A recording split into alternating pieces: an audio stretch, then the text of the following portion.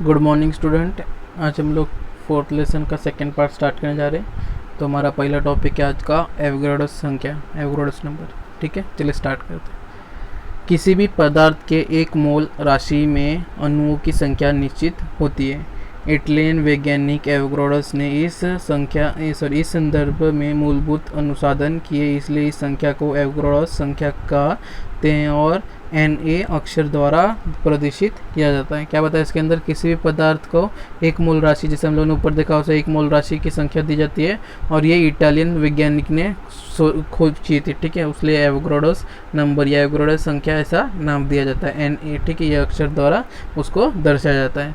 आगे वैज्ञानिक ने प्रयोग द्वारा सिद्ध किया कि एवोगाड्रो संख्या का मान 6.022 इंटू 10⁻23 होता है। ठीक है, एवोगाड्रो की मान जो दिया है, वैल्यू मतलब उसका जो दिया है वो दिया है 6.022 इंटू 10⁻23 इतना बताया। किसी भी पदार्थ के एक मोल में उसका 6.0022 इंटू 10⁻23 अणु होता है। ठीक है, एक मोल के या एक पदार्थ के अंदर जो एक मोल रहता है उसका अणु जो रहता है वो 6.022 इंटू 10⁻23 रहता है। जैसे एक दर्जन अर्थात 12। ठीक है, एक दर्जन मतलब 12 होता है, एक शतक मतलब 100, एक ग्राम अर्थात 140 एक ग्रोस मतलब 144। उसी प्रकार एक मोल मतलब 6.0 इंटू 10⁻23 इतना होता है। ठीक है, तुम लोग को ये सब तो पता ही है, दर्जन, शतक, ग्रोस। ठीक है, सबके अंदर इतने इतने मतलब अगर बोला एक दर्जन केला दो तो मतलब 12 ही रहता है। ठीक है, अगर 100 शतक बोला कुछ तो 100, या एक ग्रोस अगर कुछ काम बोला मतलब करने के लिए तो उसके अंदर 144 ही होता है। उसी प्रकार अगर एक मोल कहा गया तो एक मोल का मतलब 6.0 इंटू 6.022 इंटू 10⁻23 होता है। उदाहरण के लिए दिया गया है, उदाहरण के लिए एक मोल पानी अर्थात 18 ग्राम पानी लिया तो उसमें पानी का 6.022 इंटू 10⁻23 अणु होगा। ठीक है, 66 ग्राम अगर कार्बन डाइऑक्साइड कितना होंगे पूछा गया तो वो ढूंढा यहाँ पे, हल करके क्या बताया यहाँ पे, कार्बन डाइऑक्साइड का अणु द्रव्यमान 44 है। ठीक है, अणु द्रव्यमान 44 है क्योंकि 22 उसके अंदर तुम्हारा इलेक्ट्रॉन रहता है। ठीक है, तो उसलिए तुम्हारा 44 द्रव्यमान दिया गया।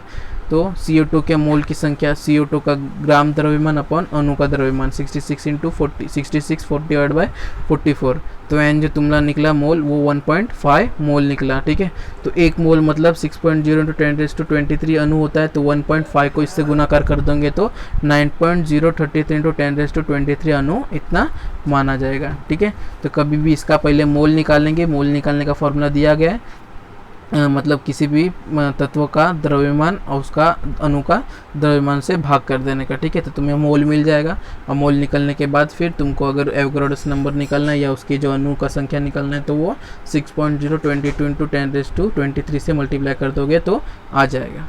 ठीक है, यहाँ पे आगे दिया गया है, एक दर्जन केला अर्थात 12 होते हैं, 12 केले 144 कापिया मतलब एक ग्रोस कापी कहा जाता है। उसी प्रकार एक मोल पानी अगर कहा जाए, अगर एक मोल पानी, ठीक है, 1 लीटर पानी में अगर एक मोल पानी कहा जाए तो 6.0 इंटू 10⁻23 अणु इतना पानी लिया जाएगा। या एक मोल नमक कहा है तो 6.0 इंटू 10⁻23, एक मोल अगर कुछ भी कहा जाए तो उसको उतना ही अणु लिया जाएगा। ठीक है, चाहे वो ग्राम में नापे, लीटर में नापे या किलोग्राम में नापे। ठीक है, एक मोल मतलब उतना ही 6.0 इंटू 6.022 इंटू 10⁻23 होएगा। आगे क्या दिया है इसे सदैव में ध्यान में रखिए। क्या बताया इसके अंदर? किसी पदार्थ की दी गई राशि में अणुओं की संख्या उसके अणु द्रव्यमान द्वारा निश्चित होती है। विभिन्न पदार्थ के समान द्रव्यमान की राशि में अणुओं की संख्या भिन्न भिन्न होती है। ठीक है, अणु की जो संख्या रहती है सबके अंदर, सभी पदार्थ के अंदर भिन्न भिन्न रहती है, चाहे द्रव्यमान समान हो तो भी। विभिन्न पदार्थों के एक मोल की राशि ग्राम द्रव्यमान भिन्न भिन्न होता है। ठीक है, क्या होता है, एक मोल राशि का ग्राम जो रहता है सबके अंदर वो भिन्न भिन्न रहेगा। ठीक है, सब मतलब सब में अलग अलग रहेगा। ऐसा नहीं कि एक मोल अगर पानी लिया तो समझो अगर 10 ग्राम हुआ, ठीक है, तो वही तुम्हारा अगर दूसरा चीज़ अगर एक मोल ले ले तो वो भी 10 ग्राम रहेगा, उसके अंदर जो द्रव्यमान रहेगा वो ज़्यादा कम हो सकता है। ठीक है, अलग अलग रहेगा। फिर आगे क्या दिया यहाँ पे, संयुक्तता, वैलेंसी। ठीक है, वैलेंसी हम लोगों ने ऊपर देखा, वही आगे थोड़ा सा और डीप में यहाँ पे बताया गया है। ठीक है, 10th स्टैंडर्ड में भी है तुम लोग को। ये क्या दिया इसके अंदर, तत्वों की संख्या करने की क्षमता। ठीक है, संयोग करने की क्षमता को संयुक्तता कहते हैं। ठीक है, संयोग करने की क्षमता मतलब जो सहारा देते हैं, जैसे कि एक से दूसरे के अंदर जो जाता है एडिशन होता है। ठीक है, इलेक्ट्रॉन, आयन या कटायन जिसे कहते हैं, तो उसको ये संयुक्तता कहते हैं। तत्वों की संयोजकता के विशेष अंकों द्वारा प्रदर्शित किया जाता है। ठीक है, विशेष अंक द्वारा प्रदर्शित किया जाता है। यह अंक उसके तत्व के परमाणु द्वारा अन्य परमाणु के साथ स्थापित किए रासायनिक बंधों की संख्या होता है। 18वीं और 19वीं शताब्दी में तत्वों की संयोजकता समझने के लिए रासायनिक संयोग का नियम का उपयोग किया जाता था। ठीक है, यह अंक तत्व परमाणु के मतलब या परमाणु से एक परमाणु से दूसरे परमाणु को दिया जाता है, वही रासायनिक बंध बनाने के लिए, रासायनिक बंध केमिकल बॉन्ड बनाने के लिए। और ये 18वीं 19वीं शताब्दी में ढूंढा गया था। ठीक है, ये रासायनिक संयोग करने के लिए उसका उपयोग किया जाता था। 20वीं शताब्दी में ये संयोजकता का उसके इलेक्ट्रॉन स्वरूपन के साथ संबंध पता चलता है। ठीक है, इलेक्ट्रॉनिक स्वरूपन मतलब जो इलेक्ट्रॉन से जुड़ते हैं वो एक इलेक्ट्रॉन दूसरे इलेक्ट्रॉन को देता है, तो वो बंध बनाने के लिए वो इससे समझा जाता है। यहाँ पे दिया है सोडियम परमाणु। ठीक है, Na, फिर इलेक्ट्रॉनिक स्वरूपन उसका कितना है सोडियम का 2,8,1, तो इसके अंदर एक जो है वो दूसरे को दे देगा। ठीक है, -1e सोडियम आयन Na+। ठीक है, इसने एक जो है वो दूसरे को दे दिया, उसलिए वो Na+ हो गया। ठीक है, -1e मतलब उसमें से एक इलेक्ट्रॉन जा रहा है, उसलिए वो प्लस हो गया। ठीक है, फिर वहीं पे क्लोरीन के अंदर कितना है 2,8,7, तो उसके अंदर एक चाहिए, एक आ रहा है, उसके +1 ही दिया है, लेकिन जो क्लोरीन है, ठीक है, वो क्लोराइड बन जाएगा और वो आयन बन जाएगा। ठीक है, माइनस, क्योंकि वो ले रहा है। ठीक है, तो उसलिए उसमें माइनस आएगा, और सोडियम दे रहा है उसलिए वो प्लस आएगा। ठीक है, तो सोडियम जो रहेगा वो कटायन हो जाएगा, और जो क्लोराइड है वो अनायन हो जाएगा। ठीक है, दोनों आयन ही, लेकिन वो कटायन और ये अनायन बन जाएगा। ठीक है, तो Na+ और Cl- दोनों बन के NaCl बन जाएगा। सोडियम परमाणु क्लोरीन परमाणु को दोनों को साथ में रखेंगे तो सोडियम क्लोराइड बन जाएगा। आगे क्या दिया है, सोडियम का परमाणु एक इलेक्ट्रॉन कोलिन के परमाणु को देता है।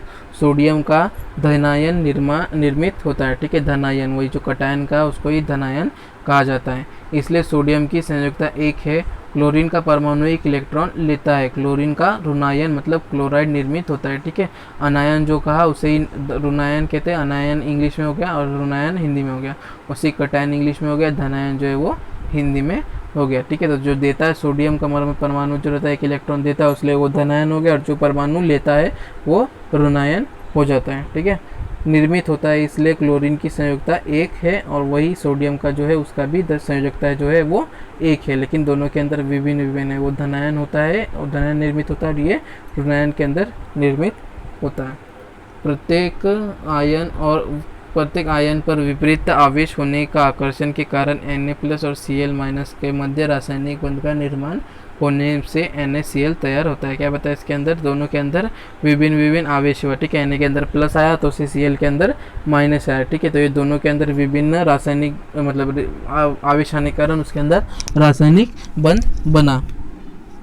फिर आगे क्या दिया है, इसी प्रकार सोडियम परमाणु की क्षमता एक इलेक्ट्रॉन देने की और क्लोरीन का परमाणु की क्षमता एक इलेक्ट्रॉन लेने की, अतः सोडियम और क्लोरीन दोनों के तत्वों की संयोजकता 1 है। ठीक है, क्या होता है उसके अंदर एक देने की और उसके अंदर एक लेने की, इसलिए उसके दोनों की संयोजकता 1 है। जिसके अंदर एक रहेगा तो वो उसी के साथ बंध बना सकता है। ऐसे नहीं कि Na के पास समझो अगर मतलब किसी और के पास अगर देने की 1 है और दूसरे को लेने की 2 है तो वो उसके साथ बंध बना सकता है। ठीक है, तो उसके साथ बंध नहीं बना सकता, अगर बंध बनाना है तो उसको 2 परमाणु लेना पड़ेगा। ठीक है, जैसे कि हाइड्रोजन और ऑक्सीजन को 2 चाहिए रहता है, हाइड्रोजन के पास 1 रहता है। ठीक है, तो वहाँ पे 2 हाइड्रोजन का इस्तेमाल होता है, तो इसलिए वो 2 हाइड्रोजन का अपना एक इलेक्ट्रॉन ऑक्सीजन को देके वो अपना बंध बनाता है, जिससे कि पानी निर्माण होता है, H2O।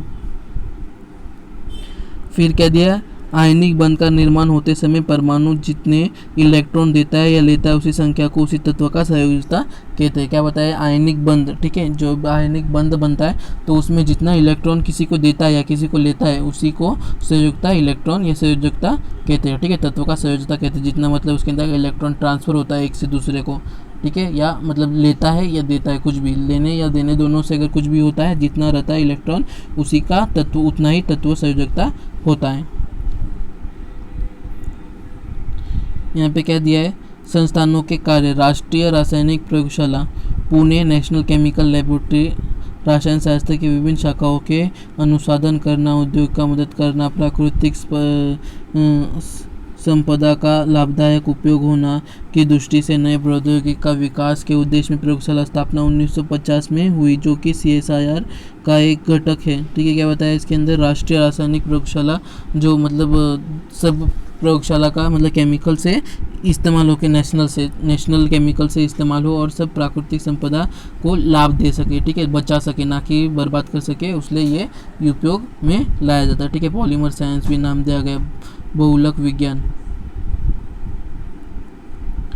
फिर आगे दिया है, नीचे दी गई तालिका पूर्ण कीजिए। क्या बताया इसके अंदर, हाइड्रोजन परमाणु क्रमांक 1 है तो इलेक्ट्रॉन स्वरूपन भी 1 रहेगा, संयोजकता इलेक्ट्रॉन भी 1 रहेगा, संयोजकता भी 1 रहेगा। हीलियम के पास 2 है, ठीक है, तो 2 इलेक्ट्रॉन स्वरूपन भी 2 है, संयोजकता भी उसके अंदर 2 रहेगा। संयोजकता इलेक्ट्रॉन 2 रहेगा, लेकिन संयोजकता जो रहेगा वो 0 रहेगा, ठीक है। इलेक्ट्रॉन तो 2 है क्योंकि अंतिम कवच में जितना इलेक्ट्रॉन रहता है वो तो उसका संयोजकता इलेक्ट्रॉन रहता है, लेकिन जो लेता है और देता है वो उसका संयोजकता हो जाता है। लेकिन यहाँ पे जो हीलियम है वो उसके अंदर जो लास्ट का कवच है, ठीक है, के जैसे होता है उसका कवच, उसके अंदर 2 का मात्रा रहती है, 2 इलेक्ट्रॉन की, उसके अंदर दोनों इलेक्ट्रॉन है, मतलब वो पूरी तरीके से भरा है, इसलिए उसकी संयोजकता 0 दर्शाया जाएगा, ठीक है। फिर लिथियम तुम्हारा परमाणु क्रमांक 3 आएगा, 2,1, संयोजकता इलेक्ट्रॉन जो रहेगा इसका अंतिम में 1 है, तो इसका संयोजकता जो रहेगा वो उसका 1 ही रहेगा, ठीक है, क्योंकि वो 1 देगा।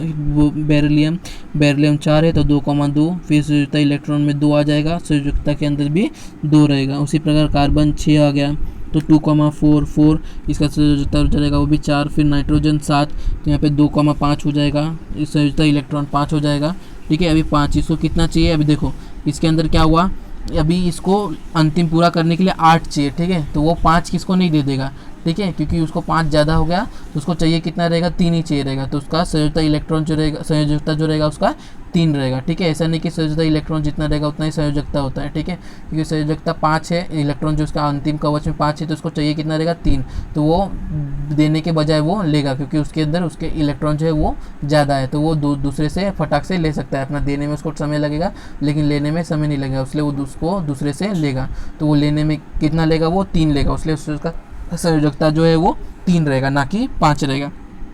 लेकिन वहीं पे उसका संयोजकता इलेक्ट्रॉन जो रहेगा वो 5 रहेगा। उसी प्रकार ऑक्सीजन में कितना रहेगा, उसका 8 रहेगा, ठीक है, 2,6 तो उसका संयोजकता इलेक्ट्रॉन लास्ट कवच में 6 रहेगा, लेकिन लेने का उसका क्षमता जो रहेगा वो संयोजकता 2 रहेगा। उसी प्रकार फ्लोरीन जो रहेगा 9, उसके 2,7 रहेगा, 7 में लास्ट में इलेक्ट्रॉन जो रहेगा संयोजकता इलेक्ट्रॉन वो 7 रहेगा, और उसका लेने की जो क्षमता रहेगी वो 1 रहेगी, तो उसका संयोजकता 1, ठीक है। उसी प्रकार नियॉन 2,8, फिर लास्ट में संयोजकता जो रहेगा वो 8 रहेगा, लेकिन उसका जो संयोजकता इलेक्ट्रॉन जो रहेगा वो 8 रहेगा, लेकिन संयोजकता जो रहेगा वो 0 रहेगा, क्योंकि उसका लास्ट का जो अष्टक है, ठीक है, एल शेल में जितना 8 रहता है वो पूरा का पूरा भरा रहता है, ठीक है। उसी प्रकार आगे दिया गया। फिर आगे क्या दिया है, तत्व, संज्ञा, संयोजकता, आयन, नामकरण, ठीक है। क्या दिया है इसके अंदर, तांबा के अंदर क्या रहता है, कॉपर, ठीक है, 1 और 2, कॉपर मतलब 1 भी रह सकता है, 2 भी रह सकता है, Cu+ और Cu2+ दिया गया है, Q+ और क्यूप्रिक, ठीक है, Q+ और क्यूप्रिक नाम दिया गया है। फिर पारा Hg के अंदर भी 1 या 2 रहता है, Hg+ या Hg2+, मर्क्यूरस या मर्क्यूरिक, ठीक है, दोनों दिए गए। जो मतलब 2 आता है तो वहाँ पे E का मात्रा आ जाता है, जिसके अंदर नहीं रहता उसके अंदर E का मात्रा नहीं रहता है। देखो Q+ और क्यूप्रिक भी दिया है, उसे मर्क्यूरस और मर्क्यूरिक भी दिया गया है, ठीक है। उसी प्रकार यहाँ पे 2 और 3, Fe के अंदर लोहा के अंदर 2 और 3 है तो फ्रेस और फेरिक दिया गया है, ठीक है, फेरस और फेरिक, ठीक है। 2 Fe2+ और Fe3+ दिया गया है, Fe2O3 Fe3+O ऐसा रहता है, ठीक है, केमिकल बंद के अंदर। फिर तुम्हारा यह भरम जो दिया है वो कैंसिल है, अनायन कटायन NaOH, Na जो रहेगा तुम्हारा प्लस रहेगा, OH-, K+, OH-, Ca+, OH-। उसी प्रकार HCl जो है तुम्हारा H+Cl-, HBr, H+Br-, HNO3 तो NO जो रहेगा वो माइनस में रहेगा, H तुम्हारा प्लस में रहेगा, ठीक है। तो वही केटायन और एनायन यहाँ पे जो दिया है, ठीक है, वहाँ पे धनायन और ऋणायन दिया था, वही तुम्हारा धनायन मतलब कटायन हो जाता है, ऋणायन मतलब अनायन हो जाता है, ठीक है। आगे दिया गया, देखते क्या दिया इसके अंदर, आयनिक बंध वाले यौगिक में 2 घटक कटायन मतलब धनायन और अनायन मतलब ऋणायन होता है, ठीक है, जैसे भी बताया मैंने वही बताया यहाँ पे, कटायन मतलब धनायन और अनायन मतलब ऋणायन होता है, प्लस साइन मतलब कटायन और माइनस साइन मतलब अनायन होता है। यह घटक स्वतंत्र रूप से रासायनिक अभिक्रिया में भाग लेते हैं, इसलिए उन्हें मूलक कहते हैं, ठीक है, जो रासायनिक अभिक्रिया में भाग लेते हैं इसलिए उसको मूलक कहा जाता है। कीटायन रूपी मूलक की जोड़ी हाइड्रोक्साइड अनायन रूपी मूलक के साथ होने पर विविध भस्म तैयार होते हैं, जैसे NaOH, KOH। इस कारण कटायन को लवणीय मूलक भी कहा जाता है। ठीक है, इसके कारण क्या होता है, एनायन रूपी मूलक तैयार होता है और उसके कारण वो कटायन या लवणीय, ठीक है, लवणीय या क्षारीय कह सकते हैं, NaOH और KOH ऐसे रहते हैं। विविध भस्मों के अंतर इसी मूलक के कारण स्पष्ट होता है। ठीक है, भस्म जो रहता है उसके अंदर वो मूलक के कारण ही स्पष्ट होता है। फिर आगे कहते हैं इसके विपरीत अनायन रूपी मूलक की जोड़ी हाइड्रोजन कोटायन रूपी मूलक के साथ होता है। ठीक है, अनायन जो रहता है वो हाइड्रोजन के साथ होता है और जो तुम्हारा रहता है वो हाइड्रोक्साइड मतलब OH, ठीक है, उसके साथ होता है। यहाँ पे HCl HBr ऐसा नाम लिया गया। इस कारण अनायन में अम्लीय मूलक होता है। ठीक है, अनायन के अंदर अम्लीय होता है और उसके अंदर क्षारीय या क्या बोलते हैं, हाँ, क्षारीय होता है। ठीक है, OH जो रहता है वो क्षारीय, H जो रहता है वो अम्लीय रहता है। विविध अम्लों में अंतर उनमें उपस्थित अम्लीय मूलक के कारण स्पष्ट होता है। ठीक है, उसके अंदर जो मूलक रहता है वो अम्लीय रहता है, उसके कारण स्पष्ट होता है कि ये अनायन है। ठीक है, जिसके अंदर क्या बोलते हैं क्षारक रहता है, उससे समझ आता है वो कैटायन है। ठीक है, सामान्यतः लवणीय मूलक धातु के परमाणु से इलेक्ट्रॉन निकलने पर बनते हैं Na+, Cu2+, परंतु इसके भी कुछ आपदा जैसे NH4+, इसी प्रकार के मूलक सामान्यतः धातु के परमाणु द्वारा इलेक्ट्रॉन ग्रहण करने की है, Cl- H2-, परंतु इसी कुछ आपदा में MnO-4 भी रहता है। ठीक है, क्या बताया इसके अंदर, जैसे कि Na+ या Cu2+ है, उसी प्रकार NH4- मतलब 4 अमोनिया के यहाँ पे जैसे कार्बन कॉपर के, जैसे कि U जो रहता है Cu, ठीक है, वो 2+ होते हैं, मतलब 2 ले लेते हैं। उसी प्रकार NH4+ मतलब जो पूरा नाइट्रोजन है उसके साथ 4 निकलता है, उसे Cl MnO4 मतलब दोनों के Na कैसे हो गया, सिंगल हो गया। ठीक है, Cu कैसे हो गया, सिंगल हो गया, लेकिन NH4 जो है वो डबल, नाइट्रोजन और हाइड्रोजन दोनों मिक्स है, उसे क्लोरीन सिंगल हो गया, सल्फर सिंगल हो गया, लेकिन यहाँ पे MnO4- उसलिए जो 2 रहता है तो उसका जो संख्या रहता है वो नीचे दिया जाता है और प्लस माइनस जो रहता है कटायन आयन वो ऊपर चिन्ह दिया था। यहाँ पे मैग्नीशियम और ऑक्सीजन दोनों है, इसलिए यहाँ पे 4 जो नीचे और माइनस जो साइन है वो ऊपर दिया गया है। फिर क्या दिया, एक ही परमाणु वाले मूलक के सरल मूलक कहते हैं। ठीक है, एक ही परमाणु का जो मूलक रहता है उसे सरल मूलक, जैसे कि Na+, Cu+, Cl- ऐसा दिया है। लेकिन जब कोई मूलक आवेशित परमाणु से समूह होता है, ठीक है, दूसरे किसी से होता है, उसको संयुक्त मूलक कहा जाता है। ठीक है, सरल मूलक मतलब एक ही रहता है वो, और संयुक्त मूलक जिसके अंदर दो क्या बोलते हैं केमिकल्स तत्व रहते हैं उसको बोलते हैं। जैसे कि SO4 2- NH4+ मूलक पर आवेश का जो मान होता है वो उसकी संयोजकता होती है। ठीक है, जो लास्ट में मतलब जो लेने देने का रहता है उसका इलेक्ट्रॉन, उसको संयुक्त मूलक या संयोजकता कहा जाता है। यौगिक के रासायनिक सूत्र एक पुराने लोकन मतलब आयनों दिया गया पे आयनिक बंध द्वारा तैयार हुआ यौगिक का गुणधर्म है कि उसके अणु के 2 भाग होते हैं, वे 2 भाग कटायन और अनायन होते हैं। ठीक है, 2 भाग होते हैं, जो लेता है वो और जो देता है वो, उसके 2 भाग होते हैं कटायन और अनायन, अर्थात लवणीय मूलक और अम्लीय मूलक। ठीक है, 2 लवणीय मूलक और अम्लीय मूलक होता है। लवणीय मूलक जो रहता है वो H+ रहता है और जो अम्लीय मूलक रहता है लवणीय मूलक जो रहता है वो OH रहता है माइनस में, और अम्लीय मूलक जो रहता है वो H+ में रहता है। ठीक है, दोनों मिलके तुम्हारा यहाँ पे उदासीन बन जाते हैं, मतलब OH- और H+ दोनों मिलके क्या बनेगा, H2O, जो H2 तुम्हारा उदासीन रहता है। ठीक है, तो जिसके अंदर H2 अगर रासायनिक फार्मूला के अंदर, ठीक है, केमिकल फार्मूला के अंदर तुम्हारा H2O निर्माण हुआ तो मतलब वो जो केमिकल रहता है वो तुम्हारा उदासीन रहता है। लेकिन जिसके अंदर अगर OH निर्माण हो गया, जैसे कि KOH, ठीक है, NaOH, अगर ऐसा निर्माण कुछ होता है प्रोडक्ट, तो वो तुम्हारा जो केमिकल रहेगा मतलब रासायनिक जो रहेगा फार्मूला रहेगा वो तुम्हारा क्षारीय हो जाएगा। ठीक है, मतलब लवणीय हो जाएगा। जिसके अंदर अगर H निर्माण हुआ तो वो तुम्हारा अम्लीय हो जाएगा। फिर आगे क्या दिया है, आयनिक यौगिक के नाम में 2 शब्द होते हैं, पहला शब्द कटायन का नाम होता है, दूसरा शब्द अनायन का नाम होता है। ठीक है, जैसे कि पहला कटायन मतलब Na+ और दूसरा अनायन का Cl-, दोनों बन के NaCl बनते। जैसे यौगिक सोडियम क्लोराइड का रासायनिक सूत्र लिखते, ठीक है, सोडियम क्लोराइड जैसे भी बताया मैंने NaCl, तो नाम लिखते तो उसमें कटायन का प्रतीक बाई और तथा उसके पास दाहिनी और अनायन का प्रतीक लिखा जाता है। ठीक है, Na+ और फिर बाद में Cl दूसरी जगह बाजू में उसके लिखा जाता है। ठीक है, पहला कटायन रहता है, दूसरा अनायन लिखा जाता है। अनुसूत्र लिखते समय आयन का आवेश दिखाते नहीं हैं, लेकिन उनमें आयन की संख्या दाहिनी और नीचे की ओर लिखी जाती है। ठीक है, होता है आवेश जो रहता है वो उस समय आयन की संख्या नहीं दिखाई जाती, लेकिन कभी कभी दाहिनी ओर उसका लिखा जाता है। संख्या 2 अधिक मात्रा में है या मूलक की प्रतीक कोष्टक कितनी लिखकर संख्या को कोष्टक में बाहर नीचे दिया गया रहता है। ठीक है, कभी कभी जो गैस रहता है या मतलब सॉलिड लिक्विड गैस रहता है, कौन सा मात्रा में रहता है, ठीक है, द्रव्य या वाष्प रूप में रहता है, तो वो भी कभी कभी लिखा जाता है नीचे कोष्टक के अंदर। सरलता के तिर्यक गुण पद्धति से यह संख्या प्राप्त करने का सरल होता है। ठीक है, सरलता तिर्यक गुण जो हम लोगों ने ऊपर देखा था क्रॉस मल्टीप्लिकेशन के अंदर, उसके अंदर उसका सरलता से हम लोग निकाल सकते हैं। औद्योगिक सोडियम सल्फेट का रासायनिक सूत्र लिखने के लिए चरण आगामी पृष्ठ पर है। NaCl को जो बताया यहाँ पे, देखो यहाँ पे चरण में दिया गया है। मूलक में प्रतीक लिखो, लवणीय मूलक बाई और, ठीक है, जो लवणीय मूलक है वो बाई और लिखा है Na+, फिर SO4 माइनस, ठीक है, वो यहाँ पे बाजू में दिया है।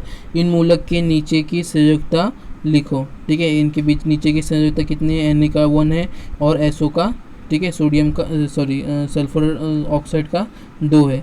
फिर उसको क्रॉस मल्टीप्लाई करना है। मूलक की संख्या प्राप्त करने के लिए द्वारा दर्शाए अनुसार तिर्यक गुण करो। ठीक है, Na को कितना चाहिए, 2 चाहिए रहेगा, और मतलब इसका 2 इसको दे देने का और इसका 1 इसको दे देने का, तो क्या हो जाएगा Na2SO4। यौगिक का रासायनिक सूत्र लिखने से क्या होता है, Na2SO4। यहाँ पे क्या दिया, फिर विविध यौगिक के रासायनिक सूत्र लिखने के लिए यह मूलक की संयोजकता की जानकारी होना आवश्यक है। ठीक है, उसकी जो संयोजकता है मतलब जो चीज़ जैसे Na तो उसका मतलब इलेक्ट्रॉन, टोटल इलेक्ट्रॉन की संख्या पता रहेगी, उस तभी हम लोग का संयोजकता उसका पता रहेगा। ठीक है, तो इसलिए वो तुम्हें याद करना है। सो कैसे हाइड्रोजन 1, हीलियम 2, लिथियम 3, ठीक है, वो नाम याद रखना, हाइड्रोजन, हीलियम, लिथियम, बेरिलियम, तो उससे तुम्हें इलेक्ट्रॉन पता चल जाएगा, और इलेक्ट्रॉन पता चल गया तो तुम्हें उसकी संयोजकता भी पता चल जाएगी। ठीक है, संयोजकता इलेक्ट्रॉन पता चल गया तो संयोजकता भी पता चल जाएगा। नीचे दी गई तालिका में हमेशा उपयोग में आने वाली मूलक के नाम तथा आवेश का स्थान प्रतीक दिया गया है। ठीक है, जो जो इम्पोर्टेंट है इस लेसन में आएगा या तुम्हें याद रखना है वो सब इसके अंदर नीचे दिया गया है। ठीक है, आयन मूलक के अंदर जैसे हाइड्रोजन, ठीक है, H+, फिर सोडियम, फिर पोटेशियम, सिल्वर, क्यूपरस, मर्क्यूरस, ठीक है, Hg, ठीक है, ये सब का एक एक है उसने दिया है। फिर यहाँ पे आगे दिया है कॉपर, ठीक है, cupric, magnesium, calcium, nickel, cobalt, mercury, manganese, ferrous, iron 2, ठीक है, स्टेन्स, प्लेटिनम, ये सब जो है ये 2-2 मात्रा में। ठीक है, इसकी जो संयोजकता है वो 2-2 है। ठीक है, hydrogen, sodium, potassium, silver, cuprous और मर्क्यूरस है, ये सबको एक एक है संयोजकता। ठीक है, फिर नीचे जो कॉपर दिया है, magnesium, calcium, nickel, cobalt, mercuric, manganese, ferrous, stannous और प्लेटिनम, ये सब का 2-2 संयोजकता है। फिर एल्यूमिनियम, क्रोमियम, फेरिक और गोल्ड, इसकी जो संयोजकता है वो 3 है। उसी प्रकार स्टेनिस और अमोनियम जो है उसका संयोजकता वो 4 है। ठीक है, यहाँ पे स्टेनिक जो दिया है वो यहाँ पे 4 दिया है और बाद में नीचे अमोनिया अलग करके लिखा है, क्योंकि अमोनिया जो है वो 2 मात्रा में, ठीक है, Na सोडियम और मतलब नाइट्रोजन और हाइड्रोजन दोनों मिक्स करके अमोनिया बना है, इसलिए दोनों अलग लिखा है। ठीक है, और 4 जो है उसका नीचे लिखा है। फिर ये सब जो थे वो लवणीय मूलक था, दूसरा आयन मूलक था। ठीक है, अभी अम्लीय मूलक दिया है यहाँ पे। अम्लीय मूलक के अंदर क्या दिया, हाइड्राइड। ठीक है, हाइड्राइड के अंदर भी एक ही रहेगा। ठीक है, वो चाहे तो दे सकता है या ले सकता है, तो अगर दे रहा रहेगा तो वो लवणीय मूलक हो जाएगा, और ले रहा रहेगा तो वो अम्लीय मूलक हो जाएगा। ठीक है, तो उसको भी एक ही चाहिए रहेगा। उसी प्रकार फ्लोराइड एक ही चाहिए रहेगा, क्लोराइड एक रहेगा, ब्रोमाइड एक रहेगा, आयोडाइड एक रहेगा। ठीक है, फिर ऑक्साइड, फिर सल्फाइड। ठीक है, ऑक्साइड का और सल्फाइड यहाँ पे 2-2 दिया है, तो इसको कितना चाहिए, 2-2 लास्ट में चाहिए रहेगा। ठीक है, इस 2-2 इसको मिलेगा उसलिए ये माइनस में दिया गया है। फिर नाइट्राइड को भी 3 चाहिए रहेगा, तो उसलिए 3 दिया, इसकी संयोजकता जो रहेगी वो 3 रहेगी। उसी प्रकार हाइड्रोक्साइड, नाइट्रेट, नाइट्राइट, बायोकार्बोनेट, बायोसल्फेट, बायोसल्फाइड। ठीक है, अब ये सब जो है ये सब मिक्स में है, ये सब मिक्स में, इसलिए इसको 3-3 नीचे नंबर दिया गया और माइनस में जो है वो ऊपर दिया गया है। ठीक है, यहाँ पे उसलिए 4 मतलब जो बायोसल्फेट है उसको 4, बायोसल्फाइट है वो 3 और बायोकार्बोनेट है उसको भी 3 चाहिए रहेगा। ठीक है, तो उसलिए नंबर जो है ये संयोग में है। ठीक है, दोनों जॉइंट में हाइड्रोजन, ऑक्सीजन या कार्बन या सल्फाइड ये सब मिक्स है, उसलिए उसको नंबर जो है नीचे दिया गया, माइनस जो है वो ऊपर दिया गया।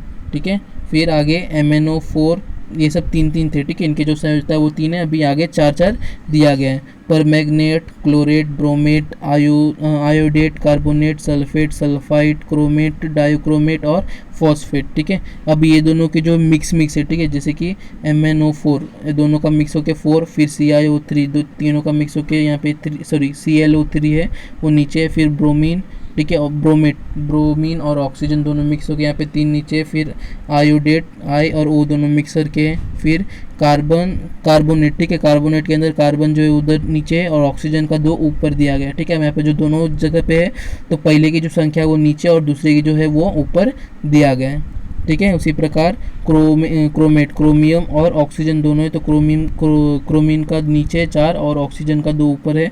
उसी प्रकार यहाँ पे डाइक्रोमेट, ठीक है, डाइक्रोमेट मतलब 2 क्रोमेट और ऑक्सीजन का मतलब पूरे का CrO दोनों का मिला के 7 नीचे और ऑक्सीजन का अकेले का 2 ऊपर दिया है।